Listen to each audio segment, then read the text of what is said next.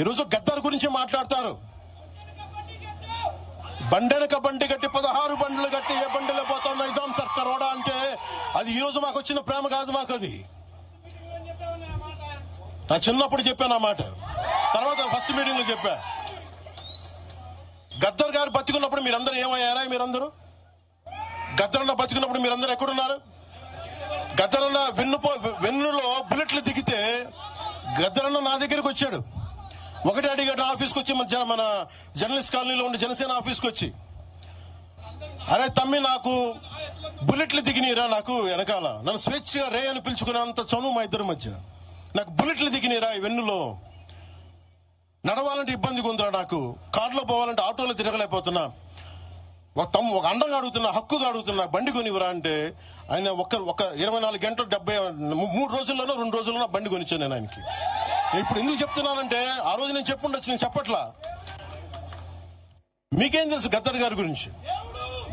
మీకేం తెలుసు? మీరేం మాట్లాడతారు గద్దర్ గారి గురించి? బతికున్నప్పుడు ఆయనకి ఏం చేశారు? మీరందరూ బతికున్నప్పుడు మీరేం చేశారు ఆయనకి? మీరు పర్మిషన్ ఇవి కూడా ఇవ్వాలా? మీరు ఒక్కళ్ళు మాట్లాడలా? ఏదైనా అవసరం వస్తే నాకు వచ్చి నా కాడకు వచ్చి ఆయన గద్దర్ అన్న ఏంటి ఏమనుకుంటున్నారు మీరు? నేను పాలిటిక్స్ లోకి వచ్చాక తెలుసు అనుకుంటున్నారా గద్దర్ అన్న? మీరందరూ చూసిన ఖుషీ సినిమా చూసిన తర్వాత చిరంజీవి గారు ఫోన్ చేశారు నాకు, అరే గద్దర్ గారు ఫోన్ చేస్తున్నారా నీకోసం, ఒకసారి నేను కలవాలంటాను. ఆయన ఒకటే మాట అన్నారు చూసి, అరే మా పోరలు చూపించిన రా బాబు నీ సినిమా పాట, దాంట్లో నువ్వు తాకట్లో భారతదేశాన్ని తాకట్లో పెట్టే విజువల్ పెట్టావంట, నువ్వు మాకు అర్థమవుతుందో మా భావాలు అర్థం చేసుకునేవాడు అని చెప్పి, తరిమేల నాగిరెడ్డి గారి తాకట్లో భారతదేశాన్ని ఆ భావన నువ్వు పెట్టావంటే మాకు అర్థమవుతోందని నేను చెప్పి, అన్నా నాకు లెఫ్ట్ వింగో రైట్ వింగో తెలియదు అన్నా, నాది హ్యూమనిజం అవుతున్నా, మీకు తోసిన సంతోషం అన్నా అని చెప్పి. ఆ రోజు నుంచి ఆయన చనిపోయేదాకా, ఆయన అంతిమ గడియల వరకు ఆయన హాస్పిటల్లో ఉంటే వెళ్ళి కూర్చొని, అన్నా మీకు ఏం కావాలి చెప్పండి, ఏం వద్దురా తమ్మి, తెలంగాణ యువతకి కానీ ఆంధ్ర యువతకి కానీ భారతదేశంలో యువతకి భవిష్యత్తు వాళ్ళదని చెప్పు. ఆయన నాకు రాసిస్తే, ఆయన నాకు ఒక లెటర్ రాసిస్తే నేను అది కూడా బయట పెట్టలా, ఆయనే ఒక ఆడియో ఫైల్ చేసి, నేను దాన్ని కూడా కూర్చొని చెప్పలా, ఆడియో ఫైల్ చేసి ఆయన ఒక చిన్న ఛానల్కి రిలీజ్ చేసి అది బయటకు వచ్చింది. మీరు కూర్చోబెట్టి తెలంగాణ గురించి అని మాట్లాడతారు. నేను నిజంగా ఎంత కమిట్మెంట్ లేకపోతే కొండగొట్టు ఆంజనేయుడికి నేను 30 కోట్లు టీటీడీ నుంచి చెప్పిస్తాం మేము. ₹1 కోటి ఎందుకు మా కూర్చోబెట్టి తెలంగాణ ప్రభుత్వానికి ఇస్తాం? ఆపదలో ఉన్నప్పుడు, విపత్తుల్లో ఉన్నప్పుడు మీరు మాట్లాడి,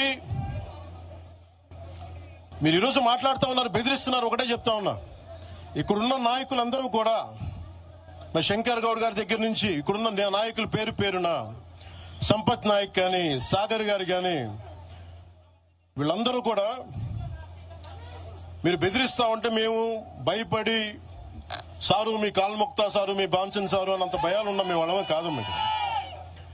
మేము ఒకటే చెప్తా ఉన్నా, వైఎస్ రాజశేఖర రెడ్డి గారు బతికున్నప్పుడు ఆ రోజు మీ గొంతులు ఏమైనాయో? ఆ రోజున మీ అందరి గొంతు తెరిచారా మీరు? ఆ రోజున తెలంగాణ గురించి వీళ్ళు మాట్లాడుతూ ఉంటే ఒకటే చెప్తా ఉన్నా, యువరాజ్యం పెట్టిన తర్వాత మొట్టమొదటిసారి నా మీద కేసు పెట్టి పోలీస్ స్టేషన్ లో కూర్చోబెట్టింది తెలంగాణ భీమరావు బాడా కోసం. దానికోసం తెలంగాణ మీద మొదటి కేసు నాకు తెలంగాణలోనే పడింది. కూర్చోబెట్టి మీరు అందరూ కూర్చోబెట్టి ఆ రోజు ఒక్కళ్ళు ఏమయ్యారు? ఈ రోజు మీరు బెదిరిస్తా ఉన్నారు, బయటకు వస్తే దాడులు చేస్తారు. మాకు దాడులు కొత్త అనుకున్నారా? మాకు మీరు మహబూబ్ నగర్ లో మన కాంగ్రెస్ నాయకులు కూలిస్తే స్టేజే కూల్చేశారు మీరు. మా కార్లు అడ్డం పెట్టి మా మీద దాడులు చేయడం, ఇవన్నీ తట్టుకొని వచ్చాం మేము. ఖమ్మంలో మీరు దాడులు చేశారు ఆ టైంలో అప్పుడున్న కాంగ్రెస్ ప్రభుత్వం. ఈరోజు మాకు కొత్త అనుకుంటున్నారా ఇవన్నీ? మీరు చేసే ఈ తాటాకు చప్పుళ్ళకి బెదిరేది కాదు జనసేన, గుర్తుపెట్టుకో. ఏదైనా మాట్లాడితే తెలంగాణ ప్రభుత్వం అధినేతలు కూడా చెప్తా ఉన్నాను, మీ ఇళ్లలోకి వచ్చి దూరిపోయి ప్రైవేట్ ఆస్తుల్లోకి వచ్చి నిజంగా ఒక తప్పు జరిగే ఉంటే, నేను ఈరోజు మళ్ళీ చెప్తున్నాను, రీఐటరేటింగ్, యు సీజ్ ద ప్రాపర్టీ. సంతోషంగా చెప్తున్నా, అక్కడ ఉన్నది నాకు గోశాల